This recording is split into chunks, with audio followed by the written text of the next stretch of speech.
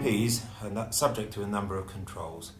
These might include product-related controls such as product authorization, manufacturing site controls, other controls and surveillance, and often the approach is similar for veterinary products as it is for human medicinal products. Some controls on manufacturers may include a desktop assessment of site information, official testing of veterinary medicinal products by regulatory authorities, and inspection of veterinary manufacturing sites, or a combination of these options. Now, the general expectations for manufacturers include things such as a formal quality management system, sufficient numbers of appropriately trained staff, suitable premises and equipment, adequate documentation, and secure retention of accurate records. I'm not going to go into detail on these at the moment because they're covered in other sections and other talks.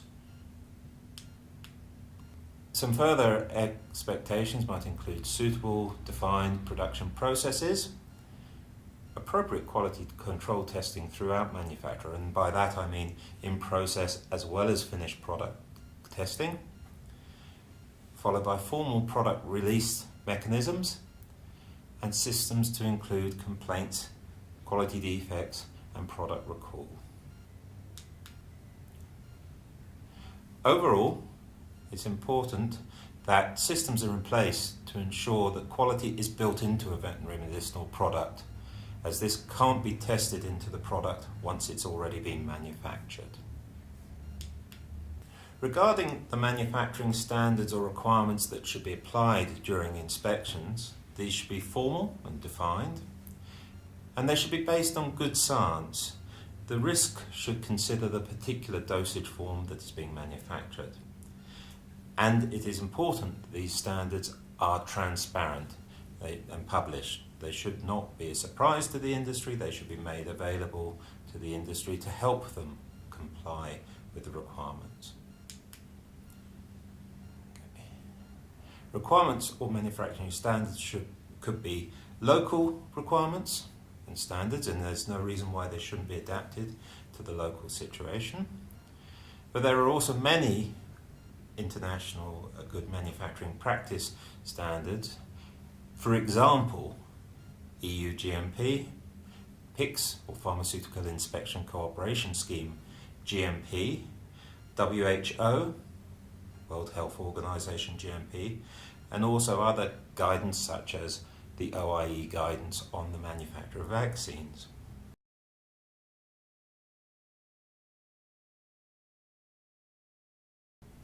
Moving on to the controls on finished veterinary medicinal products, a batch of manufactured product shouldn't be placed onto the market until full QC testing has been completed with a satisfactory outcome, and this includes in-process and finished product testing, and there's formal release of the product batch by a designated person or persons.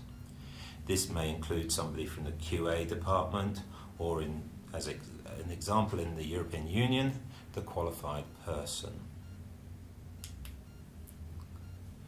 Some of the information that will be reviewed prior to the product being released includes the batch production and packaging records, in-process and finished product quality control testing, and much of the associated documentation which may be generated during the production process. This includes any deviation reports, investigation reports, details from complaints or adverse event data, environmental monitoring data for sterile products, and trend reports.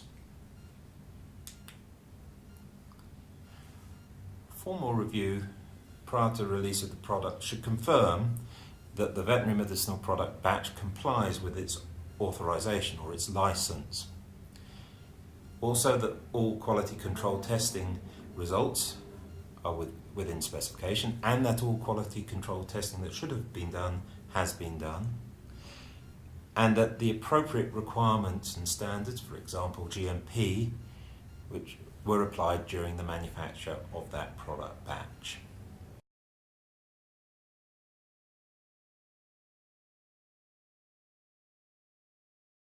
I'm going to talk about inspection programs.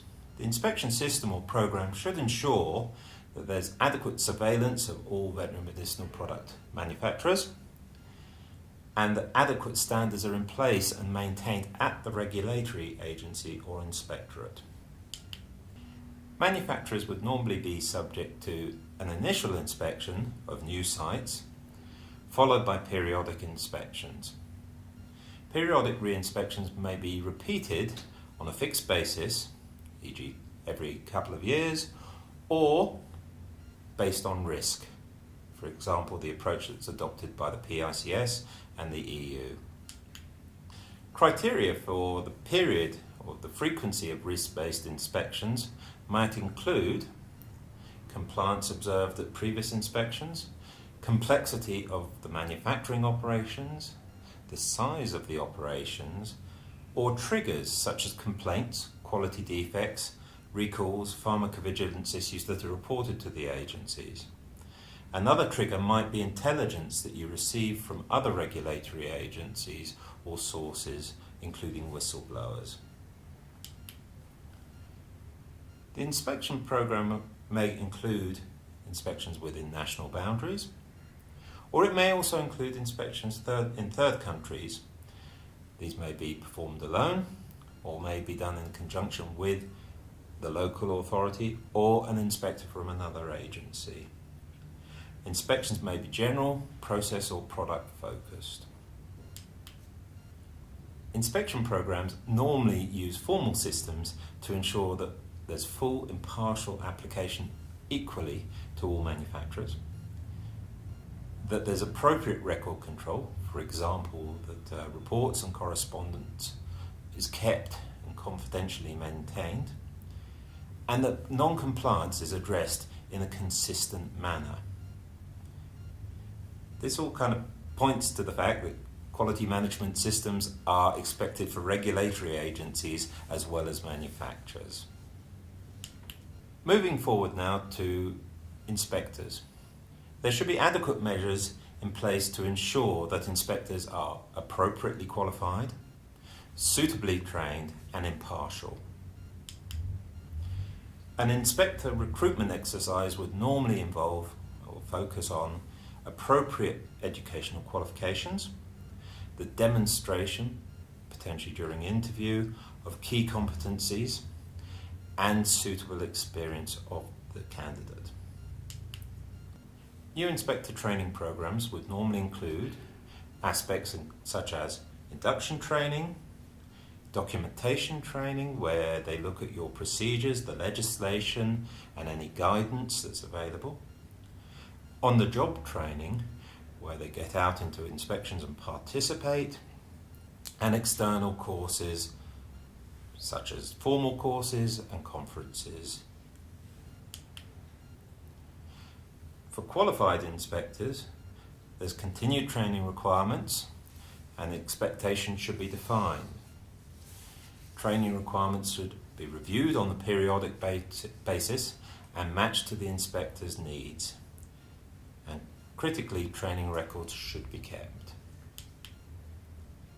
Systems to ensure impartiality of inspectors may include sign up to a code of conduct, a requirement to declare any interests, a gifts and hospitality policy, a formal period of time before an inspector who has worked for a company may be involved in inspections of that company, periodic changeover of responsibilities, and a further issue which may be included is peer review of reports.